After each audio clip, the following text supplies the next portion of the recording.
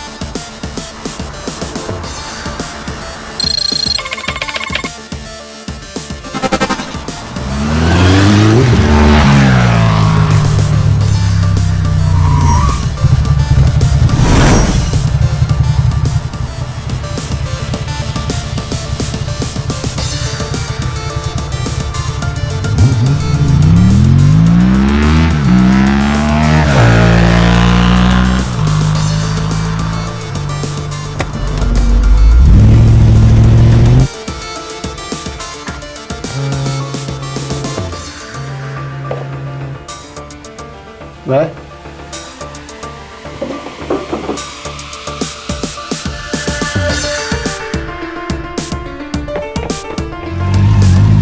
老张，哎，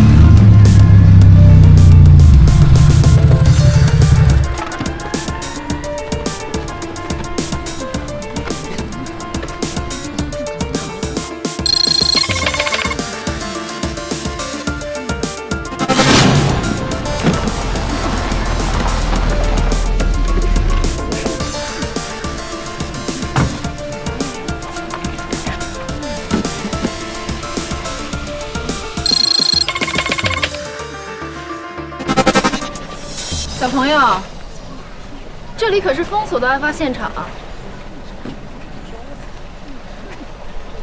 苏梅吧，我也是特案组的。特案组什么时候还招见习警察了？你毕业了吗？哼，我只是偶尔去大学讲讲课。讲课？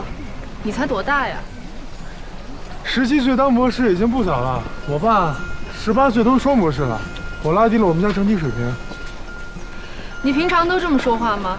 在新的团队，我爸老嘱咐我让我低调点。你们好，我是梁教授的助理阿信。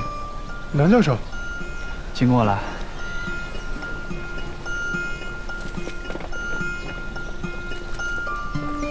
高斌。哎，你好。你好，你好。我是法医高斌，我对现场进行了初步的勘查，根据尸物的特征可以判断，死者为女性。现在还没有办法确定死亡时间，因为现场发现了很多化学痕迹。哎，怎么没见着梁教授啊？他还没来。为什么特案组的每一个人的档案都能查得到，唯独梁教授的一片空白啊？梁教授，特案组的负责人，公安部特案要案专项领导，警界传奇，破案率100%，平均结案时间不超过1个月，而且他还是个长腿欧巴。啊？在我的电脑面前，从来没有保密二字。哎，梁教授。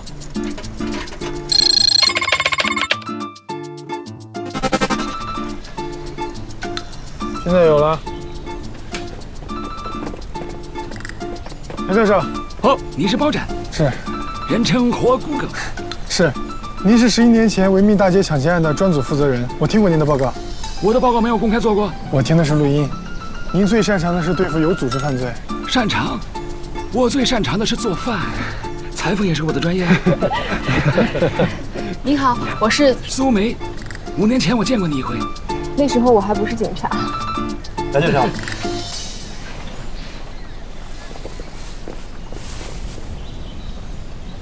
哦，这里被锤子锤过，凶手看来是个老练冷酷的人。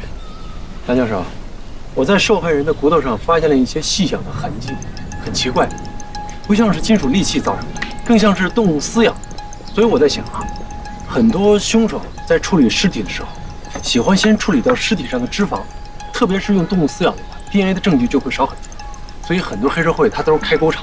1997年，在美国加州发生了一起类似的案件，他只不过把死者放进了鱼缸里，为什么呢？是因为他养的是食人鱼。我只是给大家一些启发啊。知道了，小天才。凶手在处理掉尸体上的脂肪之后，把剩下的骨头放进了那个坛子里，现场也没有发现指纹。看起来凶手很享受处理尸骨的过程。应该是连环杀手吧？我觉得，这么狠毒的方法应该不是第一次杀人了。我们可以排查一下犯罪记录，这个杀手应该从小就开始犯罪了。所以我们可以肯定的一点就是，抛尸地点不是在这里。坛子是埋在一个布满青苔的水域，有一段日子了。因为这几天下雨，洪水把它冲到了这里。现在我们首先要找到的是抛尸地点到底在哪儿？哦，我想起来了，就是这个坛子，我从小就见过它，它是专门画素描的坛子。坛子的裂缝主要是在底部，也就是说，这个坛子是从高处往下扔的，底部撞击了水面，所以抛尸地点应该在一座桥上。我这里只要输入了坛子的密度、重量和水流速度，就能生成一个3维模型，这样就能模拟计算出桥的高度了。电脑太慢了，这座桥应该不高。哎，我跟你讲，如果以悉尼海港大桥为例，它的高度是52.4米，如果从这个高度往下跳，冲击力应该是2吨，哇，相当于跟一个90迈小汽车迎面相撞，什么概念啊？4肢要能连在一起都是万幸。你这样能算出来吗？我的脑子同时可以考虑2件事情，这样不耽误时间。2.5米，纠正一下，是2.56米。马上可以找桥梁施工图看一看。找到了。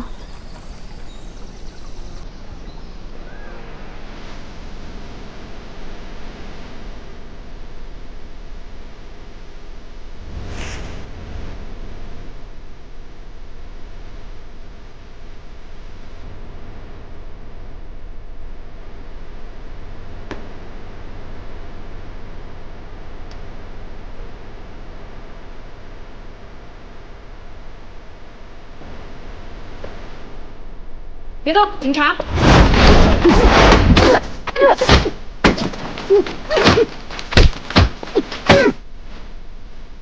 不许动！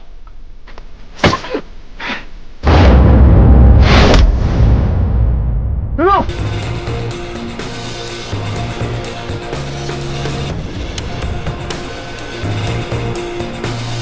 你别动！你别动了。再动就破坏现场了。你就是华龙啊？你怎么会在这儿啊？坛子这么大，搬到这儿肯定引人注目。还好这个桥比较偏僻。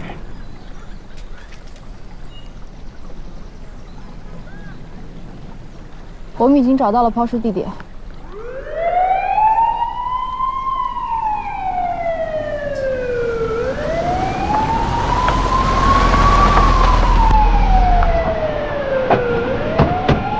我已经通知了班人，方可搜索附近水域。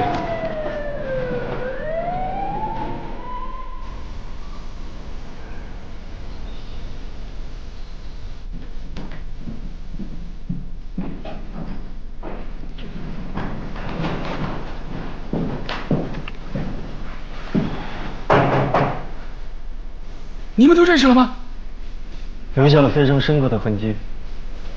我以为高手都会本能反应的躲开呢。你的重心太高了，我要是躲开的话，你腿会受伤的。不是，你下次来通知一声嘛，毕竟咱们是团队合作，是吧？我要是不想跟你合作的。既然大家熟悉了，谈谈线索吧。刚好在桥上的护栏啊，发现了一组奇怪的脚印。那不是很多小情侣约会吗？说不定鞋印是哪个小情侣留下的呢。小情侣站在石桥的护栏上，怎么了？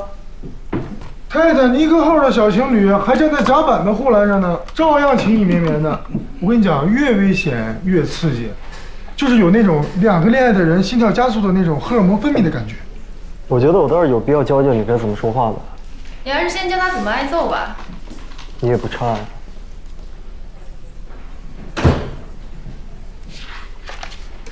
梁教授，我们调取了当地警局的报案记录，年龄为20岁左右的失踪女性，近期就有一例。通过对比 DNA， 我们确认了尸骨的身份，死者名叫莫非，2周之前失踪。失踪之前，曾经在镇上最大的一家画廊学画。哎，还挺漂亮的。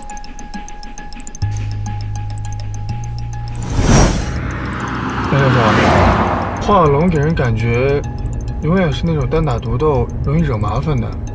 你是怎么考虑把他拉入特案组啊？你如果当过5年的卧底，也会这样的。一个人单打独斗，早晚会崩溃。有时候要休息，明白了？嗯。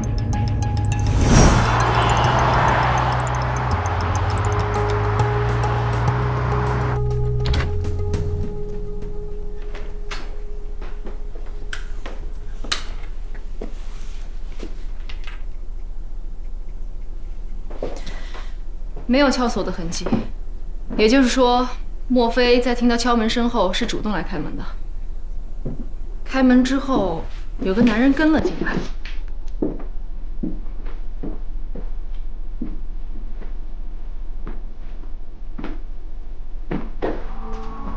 屋子很冷，地板很凉。女孩平时穿的都是这种加厚头型，可是从现场来看，她一直在焦灼等待一个男人的到来。门应该是没有上锁，因为这种锁一旦挂上，必须用钥匙才能够打开。当她看到这个男人出现的时候，兴奋地跑了过去，忘了穿拖鞋。那他也可能是忘记锁门了，所以凶手就趁机入室抢劫加强奸了。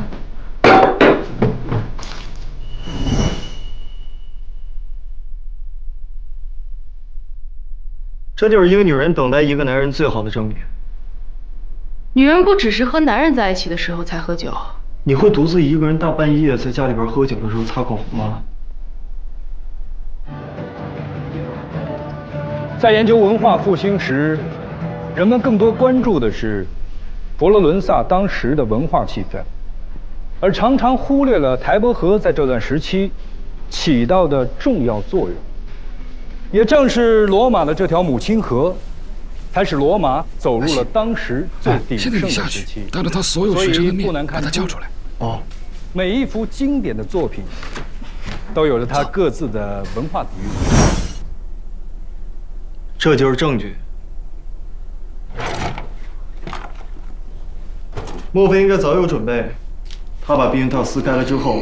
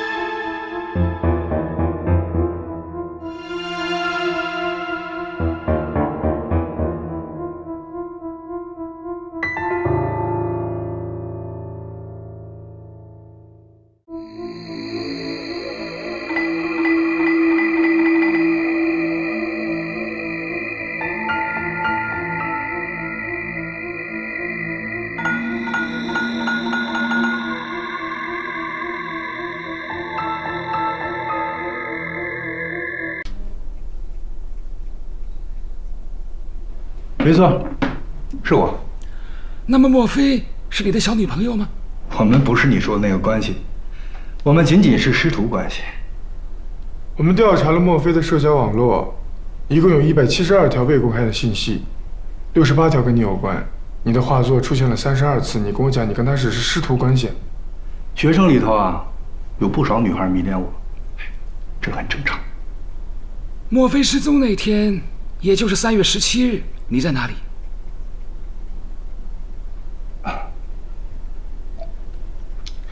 那天晚上我跟我老婆在看戏，哎，你可以去问我老婆。17号，那天我跟麦西去看话剧了。你们看的什么剧啊？罗伊跟马拉。不过我们岁数大了，也就不再相信这些美丽的谎言了。经常去看话剧吗？没事儿的时候就会去看。你们那天是几点结束的？大概是晚上。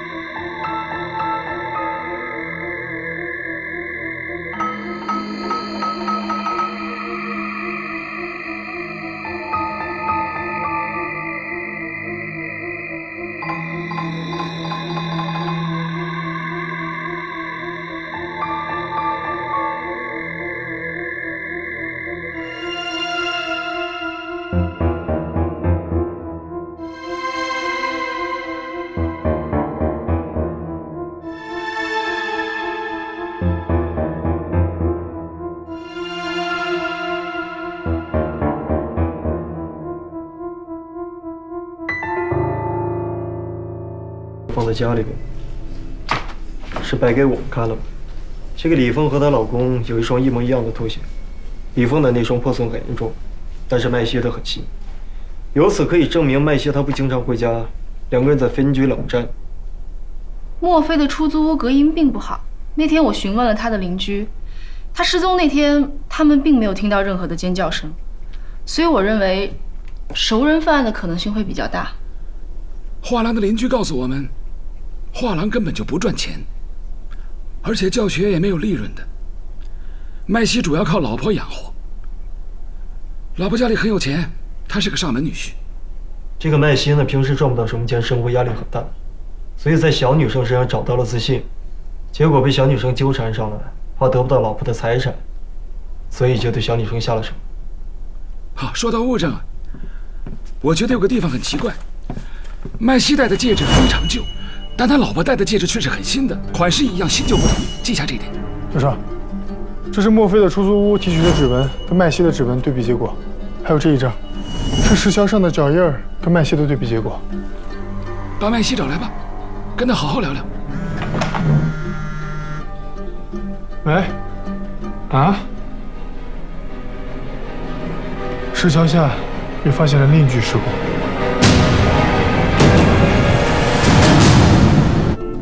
所以可以判断凶手是同一个人。查到凶手剃肉的方法了吗？还没有，他骨头上这些齿痕真的非常诡异。受害者身份呢？还在查，我们只知道她是女性，20多岁，死亡时间应该是在1年左右。查一下警局失踪人口记录。好的。这次的衣服也是红色吗？对，的确有调查表明，女性受害者穿红色衣服的比例比较高。为什么呢？红色会引起别人的注意，还有最重要的一点就是，可以引发男人的性欲。就一个颜色，不至于吧？当然至于了，曾经有人做过实验，好吗？红色，凡是运动员穿上，都会引起他的生理机能和荷尔蒙水平。难道会变娘吗？会变得有攻击性。其实性欲和攻击性是一回事儿，这不是我说的，这是弗洛伊德说的。哎，注意一下啊，这次尸体的处理方法没有上次娴熟。这一次的凶手可能是个初犯。你看每一个切口，好像都下了很多刀，费时很久。还有一种可能，就是他对死者非常的宠爱。哎，我们错过了一个非常重要的问题，坛子。凶手在处理掉尸体上的脂肪之后呢，把骨头放进醋里面泡着，泡一段时间之后它就变软了，然后一用力就可以放进坛子里面。不是，我是说，他为什么要把尸体放进坛子里呢，而不是旅行箱里？这样不是更容易携带吗？除非有一点就是，坛子对于凶手而言比旅行箱更容易拿到手。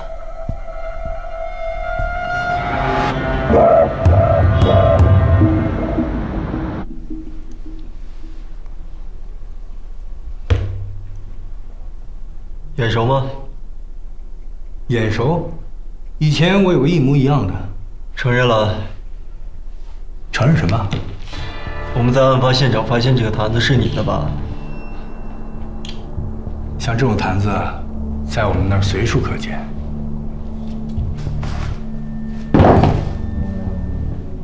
这个你看看。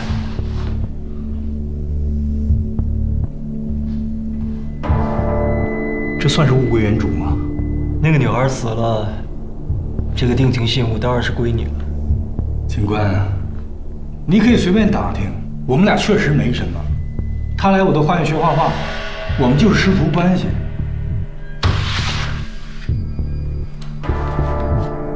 你就这样为人师表了？是，他勾引我，但是我忍住了。在最后一刻，我作为丈夫，我克制住了自己的欲望。我对天发誓。你还是对天发誓？叫华龙出来吃饭啊！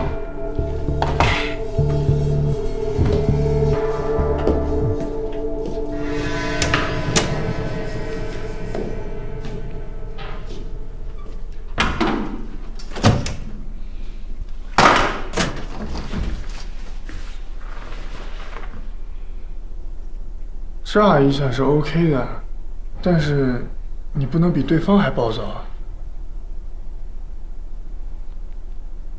吃饭吗？时间差不多了，我可以回家吃。你还要在这里待一段时间。我们有证据。麦西啊，你阳痿。这他妈算什么证据？阿信，你阳痿。没有啊，这是一个正常男人的反应。你刚才那个答复，正好告诉我，你心里已经默认了。我说过了，我跟他没什么。撕开了，又不用，这是为什么？你不行了。根本不是我撕开的，我不想跟他有什么。不是你不想。是你不行。那个小女生想征服她的老师，但是你又视而不见。她还以为自己长得不够漂亮，她给自己最后一个机会，就去偷了你的画。果然你去了，但真没有想到，原来不是她不行，是你不行。她就开始笑了，而她的嘲笑却激怒了你。一怒之下杀了他。我是不行可以了吗？但我没有杀人，我只是去拿回我的画。我告诉你，你来选，要么我把你那些通奸的证据公诸于世，要么你就乖乖的待在这里，坦白从宽。你抓不到我的证据的。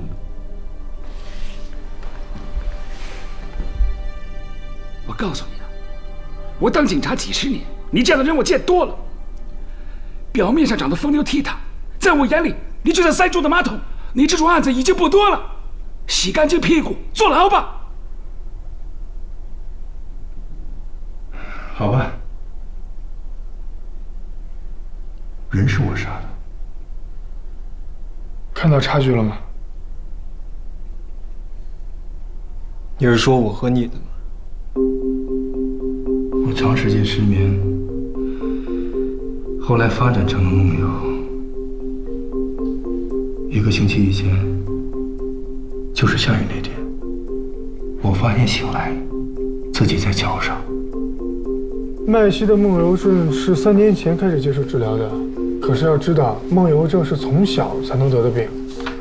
3年前在麦生身上发生了什么让他无法接受的事情？这个我查了一下，3年前有一个叫赵芊芊的女孩，她也失踪了，而且她也曾在麦西的画廊里学过画。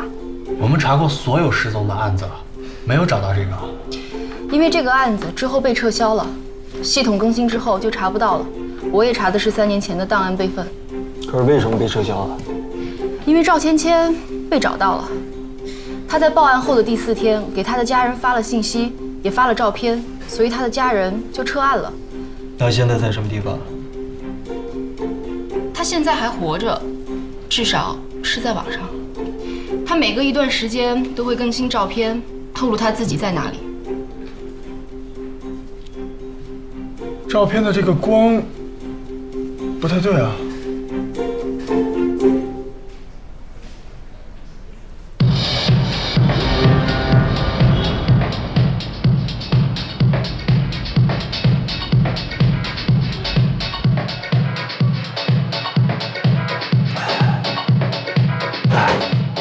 我们为什么要来这种地方？我们现在唯一能确定的线索就是杀死墨菲的人，同时也杀死了一个叫幻玉的姑娘。幻玉就是我们发现的第2个死者。这里就是幻玉生前工作的地方。帅哥，我来了吧？我吗？对啊，就是你啊！叫什么名字啊？做什么工作的？啊，你好，我是哎，你不嫌我们做榜样了，怎么逃得出来信息啊？行了，有空吗？有啊。走，走吧。到谁去啊？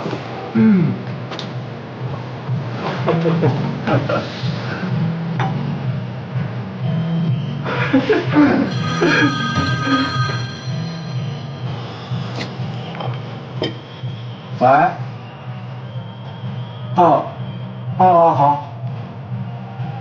查到麦西的医疗记录，的确接受过梦游症治疗。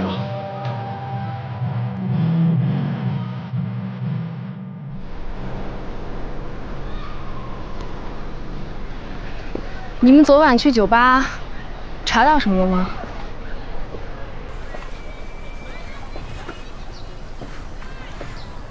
本来我对麦西的怀疑已经减少了一些啊，可是昨天晚上去酒吧的时候碰到了一个舞女，她说麦西和幻玉认识，而且麦西曾经为幻玉画过一幅画，这个女孩在她闺蜜面前无数遍的炫耀，想必他们两个肯定有问题。那1年前幻玉失踪的时候，警方就应该排查到麦西了。当时他有一个非常坚定的不在场的理由，就是他当时和他老婆在韩国旅行，这一点酒店也可以证明。那现在你是更加怀疑麦西，还是相反？如果那天他梦游从这个桥上摔了下去，而且又是这个时间的话，我相信桥上一定有目击证人。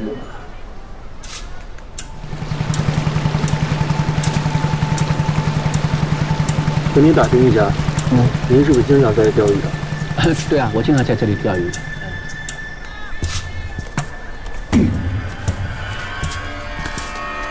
哦，警察大哥，我钓鱼你也要管的。我听附近的渔友们说呀，你每天早上都在这个地方钓鱼。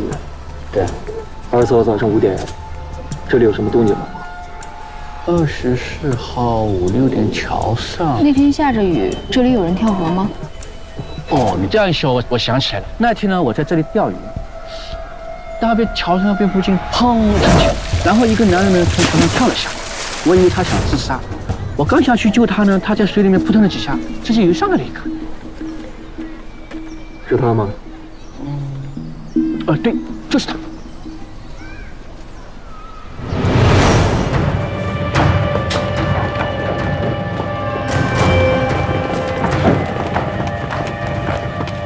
你们怀疑我丈夫是凶手，你们有什么证据？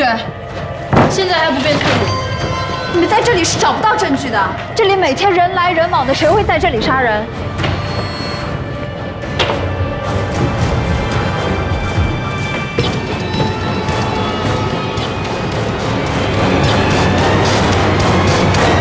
赵芊芊，还记得她吗？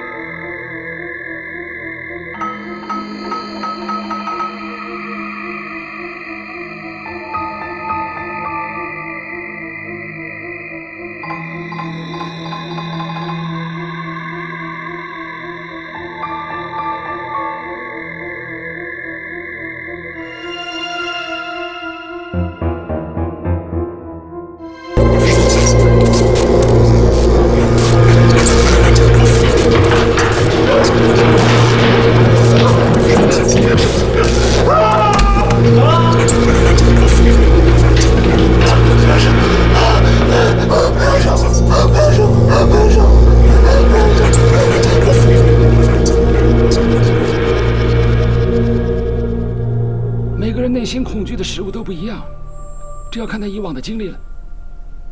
莫非和幻玉尸骨上的咬痕，会不会是老鼠造成的？从咬痕的深度和长度看，动物的体型应该更大一些。老鼠啃咬尸体，至少是一大群啊！别说画廊里没有老鼠，还养了很多猫啊。那个画家不像是爱猫的人。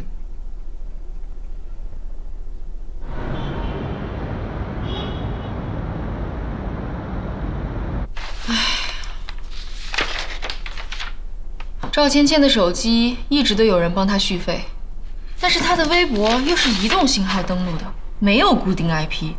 唯一可以确定的是，她是在这个小镇登录的。那个画廊里除了有几部恐怖的画之外，没有任何线索了。现在能撬开他嘴的人，也只有赵芊芊了。赵芊芊的失踪案在这个小镇还挺受关注的，很多人去她的微博下面留言。但是最值得关注的是，有人提到她曾经……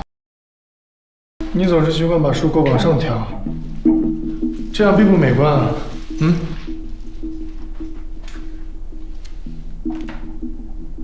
说说孩子吧。赵芊芊是怀了我的孩子。为什么不早说呢？还在这里装神弄鬼。我不说是因为你没法舔着脸说。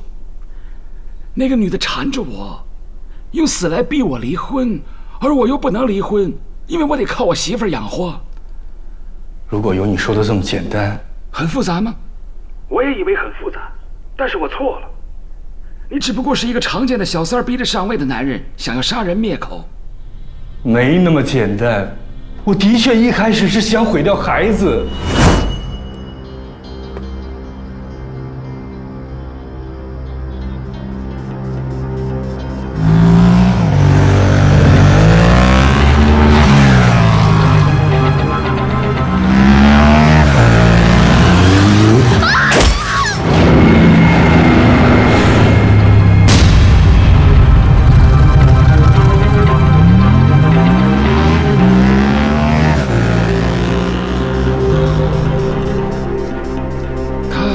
认出你了吗？摩托车是借的，但是我真的没想杀他。后来，我又开着车回到了那个地方，想接他去医院。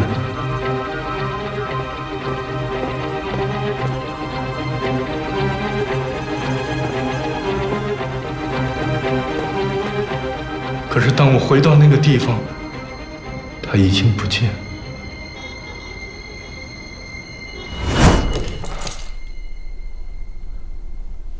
一开始，我还以为他被别人救了，但是自此之后，他就失去了联系。过了很长一段时间，我收到他的信息。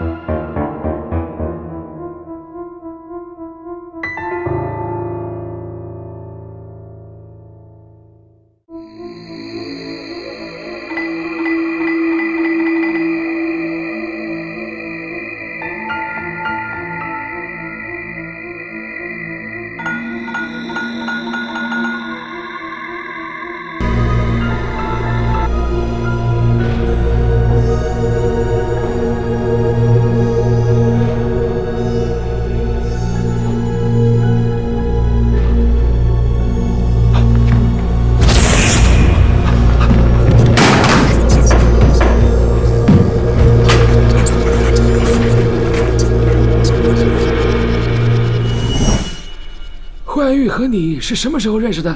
很长一段时间，我必须每天喝醉才能睡着。婉玉，自然是在酒吧里认识的。我在他那儿住了几个月，有他在的时候，就不会有什么恐怖的事情发生。但是我也不知道为什么，后来他也失踪了。那你老婆知道你和别的女人的事吗？我怎么知道？我们一直分居。这3年来，你有没有见过赵芊芊？你觉得她还活着？也不是没有这种可能。她一定是死了。那个石桥。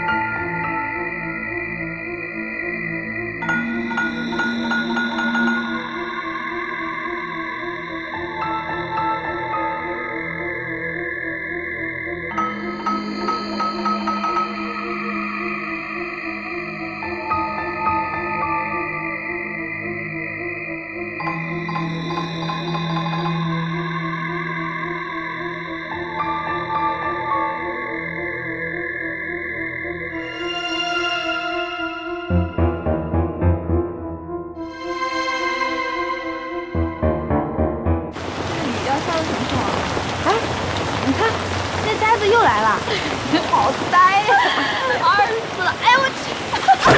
哎你看这刺颅，我够了这样就能上岗，我就说他是呆子吧。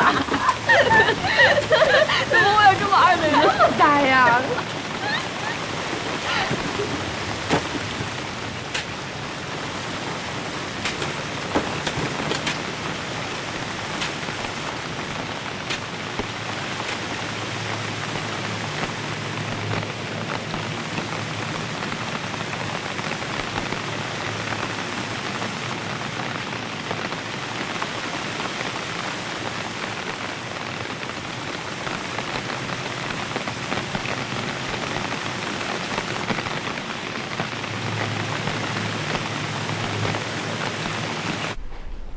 这画是怎么回事？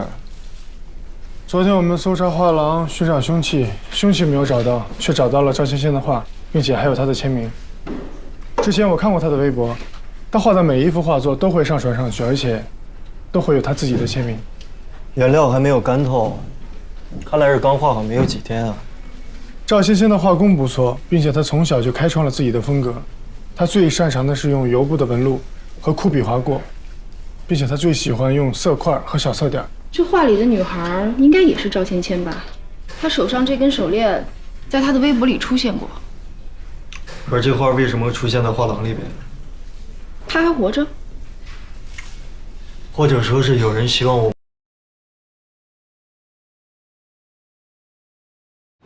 喂。哎，苏梅。这儿呢。你呀，还是别动啦，你可是我们的技术顾问。小意思，皮外伤。小意思，你就打石膏了，还小意思？你不会是被手机的自毁功能炸伤的？哎，你这个说法好，不过啊，我是参加警官大学教师足球比赛踢伤的。对了，我问你个正事儿。手机的硬件如果彻底损坏了，还有可能修复吗？毁成这样，你跟手机有仇啊？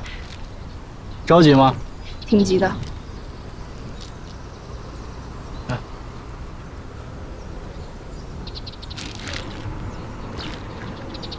你干嘛？我最近正打算换个手机，反正我这个手机也用了挺长时间了。哎，我告诉你啊，你可以把你手机内存硬盘焊接在我手机的电路板上，这样可以造出来一台最原始的工程测试机。然后你将硬盘和芯片连接电脑，就可以读取数据了。赵芊芊，你还记得吗？记得，他画画画的挺好的。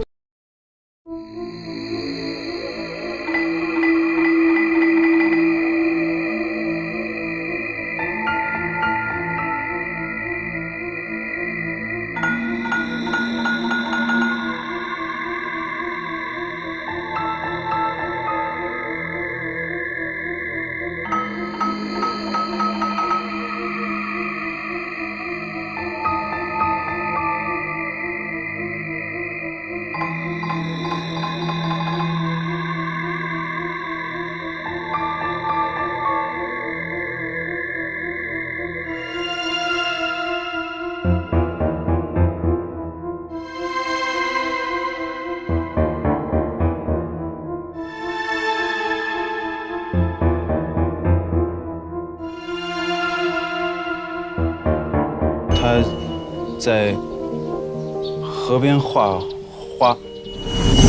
你是看到他本人，还是看到那幅画？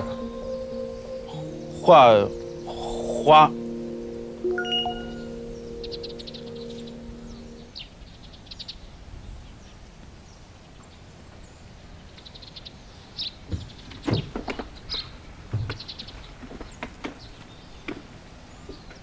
他叫马辽，他这儿不太清楚。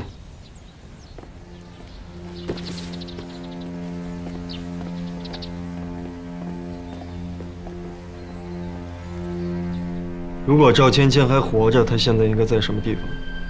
我觉得他已经死了。如果他还活着，他为什么可以忍3年不露面？我也同意，赵芊芊已经死了。我觉得他已经死了。按照报复的逻辑，他第一个应该杀的人是李凤。他为什么要杀他？他和他老婆已经分居多年了，他的所有的心思不在他老婆身上，为什么杀？虽然他们俩已经分居很久了，但是按照法律和婚姻的角度，李凤还是他们俩最大的阻碍。手机的数据已经恢复了，这个照片确实是赵芊芊本人，但是拍摄时间是3年前，这说明有人拿赵芊芊的图片吓唬麦西。可是他想要达到的目的是什么？李凤，她想警告她的男人，不要再出去乱搞。可是我们之前很早调查过李凤，她有不在场证明啊。这个我知道，焕玉失踪的时候，她在韩国整形，而莫非失踪的时候，她又在看戏剧演出。但是每一次她都有这么确凿的不在场证明，是不是太巧了？哎，还有一种可能，李凤身边有一个第三者，暗恋李凤，一直默默地帮李凤杀小三。你们看过《白夜行》吧？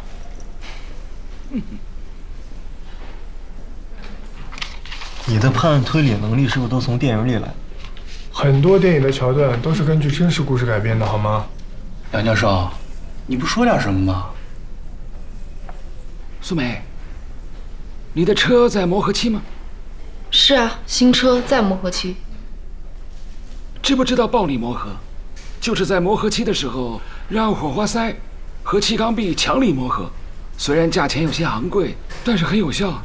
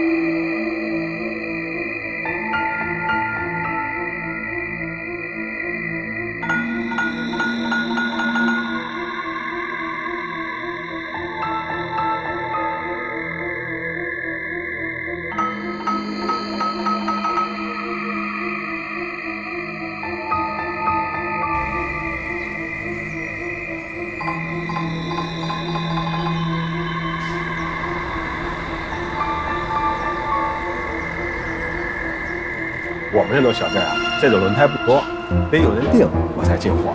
那你们这儿有没有买轮胎记录？哎有。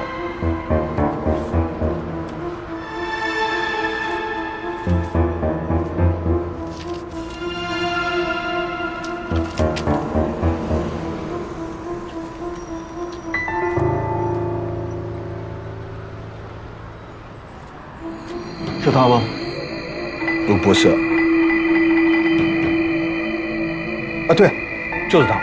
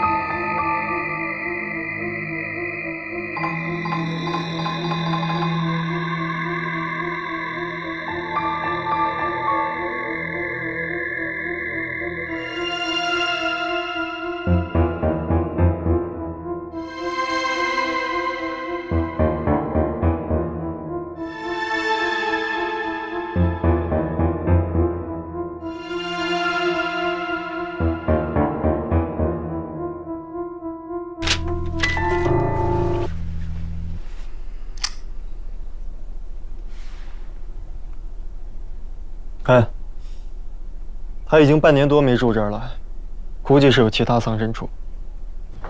好，知道。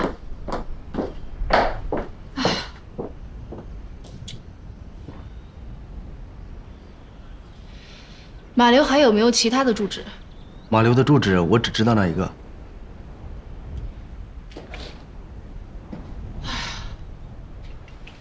你怎么还有心思逗猫啊？我没有逗猫。那你在干嘛？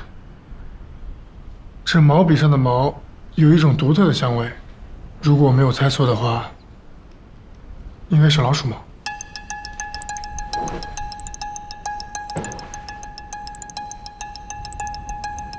老鼠毛怎么会有香味？有一种老鼠叫麝香鼠，产于北美洲，体型比正常的老鼠大几倍，而且毛还很长。如果真是麝香鼠的话，那尸体上的咬痕就对上了。我在受害人的骨头上发现了一些细小的痕迹，很奇怪，不像是金属利器造成的，更像是动物撕咬。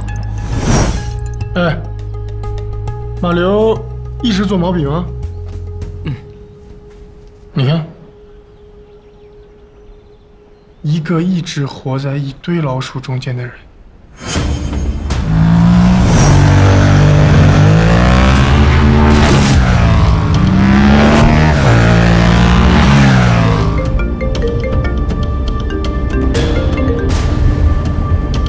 喂，马流的手机已经关机了，只能查到他最后一次开机的位置。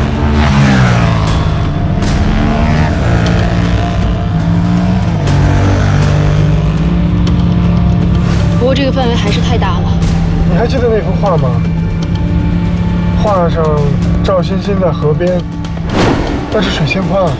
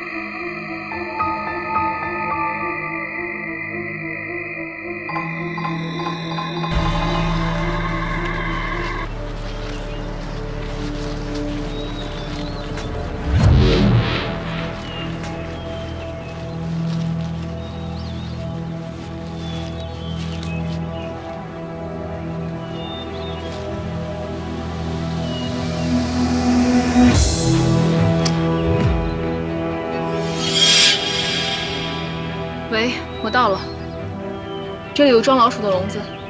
你小心点啊！我马上到了，跑冷也快。嗯，好。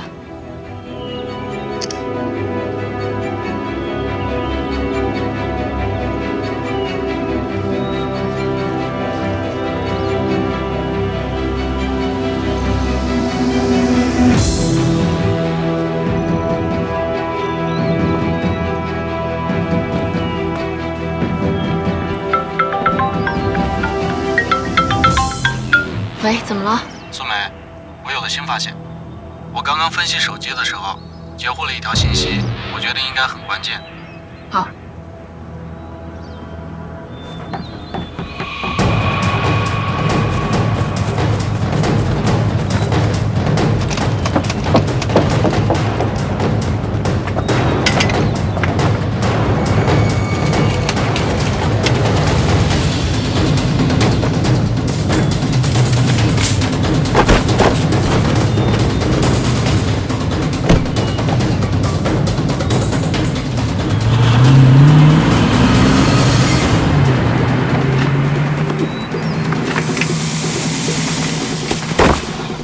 你没事吧？没事，快去追，有人质。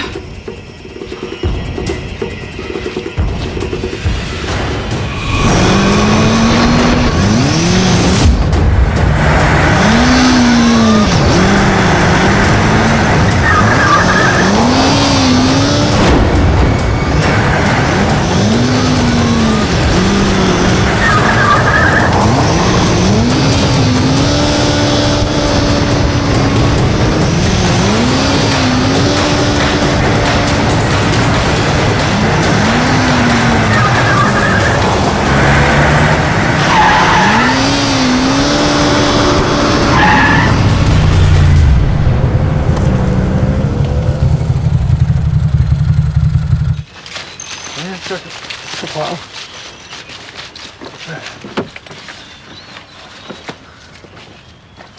小心点。有冲突。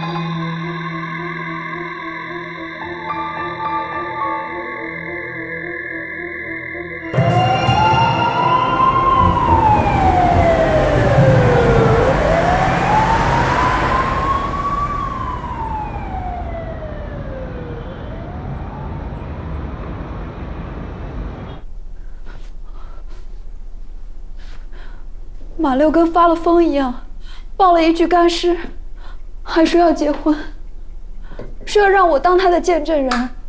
我跟他说，让他看清楚，赵芊芊已经死了。你怎么会出现在画廊？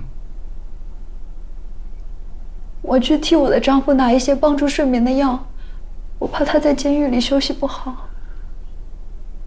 你当初没有发现马流有什么不对劲吗？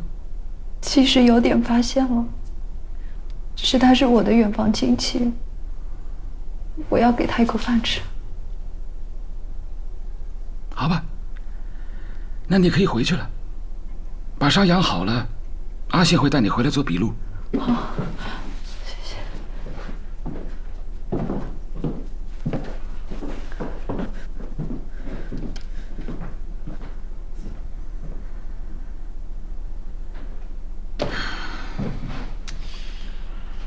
教授，马流一直用赵芊芊的手机给他自己发微信，还幻想着赵芊芊活着，跟自己交流。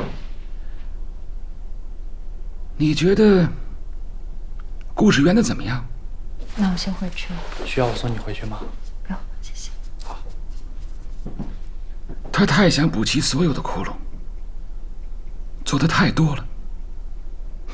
可能是想保护自己的丈夫吧。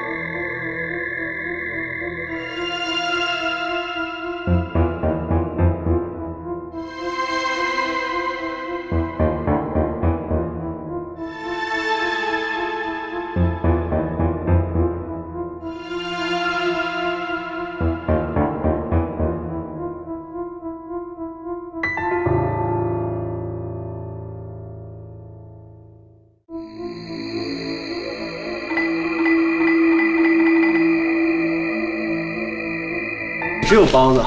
哟，买包子了，好啊，科长。一边吃一边聊故事。很好。杨教授，案子不是结了吗？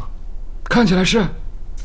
看起来有一个其貌不扬、平时不会被任何人关注的一个男孩子，有一天遇到了一个非常善良的女孩子，刹那之间，爱情产生了，魔鬼也出现了。他为什么要放弃麦西呢？应该直接干掉麦西才对啊。等等，马流显然是不喜欢红色的，可是为什么他会让幻玉和墨菲同时换上红色的裙子？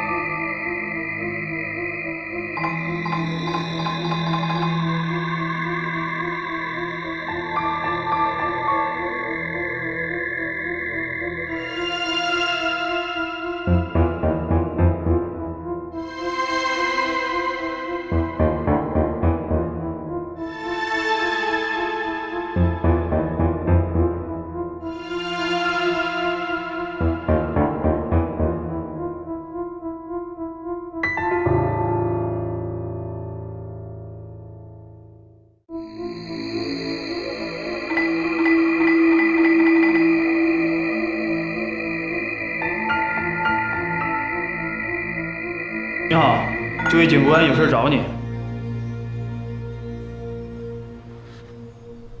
怎么了？案子不是结束了吗？别紧张，公安局嘛，环境就是这样的。向来有些严肃啊。我请华警官呢讲个故事，来缓解一下气氛好吗？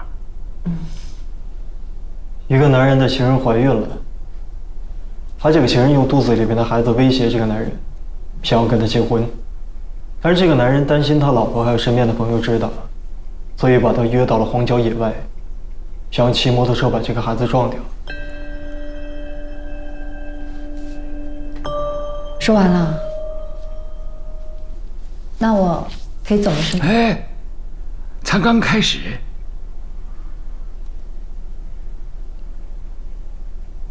但是她老公万万没有想到，他老婆竟然在后面跟着他，而且呢，把这个情人给救下来了。但是老婆突然发现这个情人认出了老公，她一方面想要去保护老公，一方面对这个情人肚子里面的孩子起了嫉妒之心。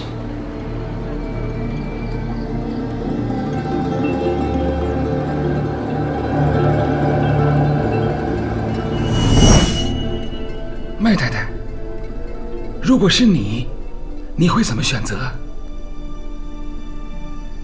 救人。可是，在我的故事里边啊，他的老婆是起了杀人之心。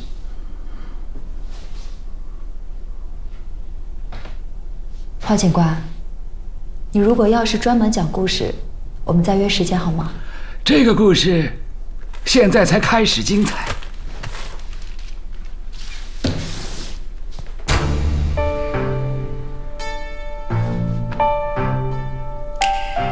老婆到了桥上，想要把这个情人从10几米高的桥上推下去。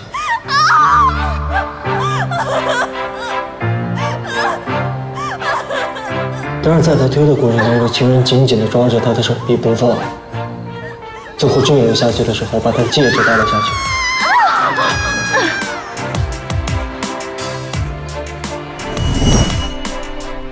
老婆到了坠尸的地方去找这枚戒指，可是没有找到。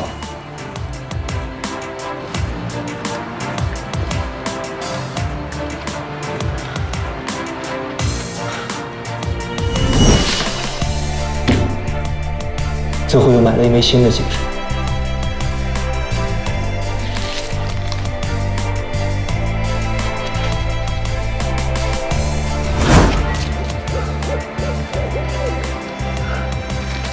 在这儿呢，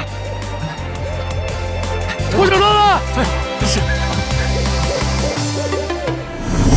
麻烦你帮我看一下，款式是不是一模一样？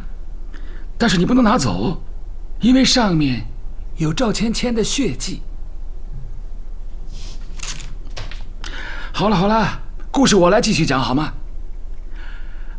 尸体总是要扛走的，但是以你的体力，所以想起来，哦，我有一个远房亲戚叫马流，人老实。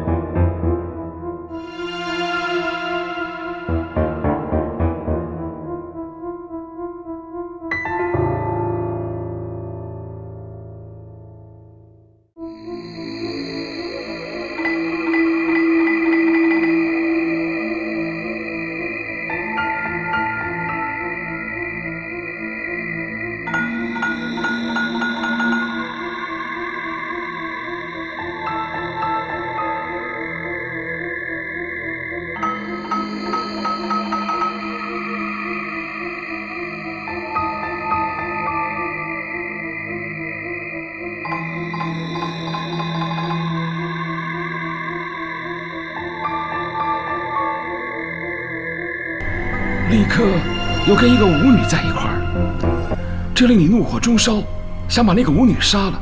但是怎么杀呢？马流又不听你的话，他只听赵芊芊的话。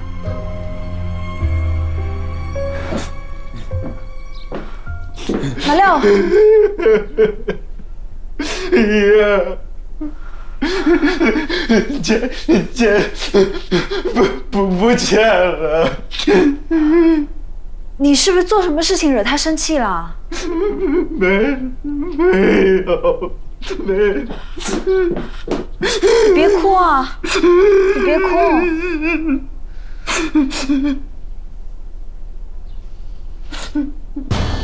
所以你就开始扮演赵芊芊，用赵芊芊的手机给马流发信息，去指使马流。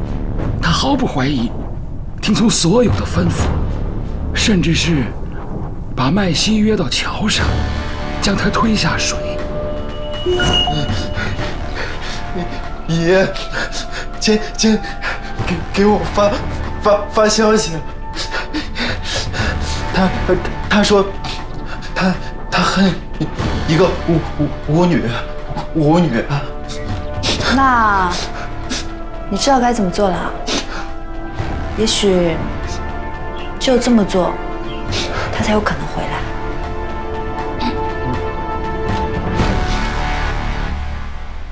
是你告诉马溜如何处理尸体，如何抛尸。马溜一个这么鲁莽的人，但只凭他一个人，早就被人抓起来了吧？摔碎了手机所有的通话记录。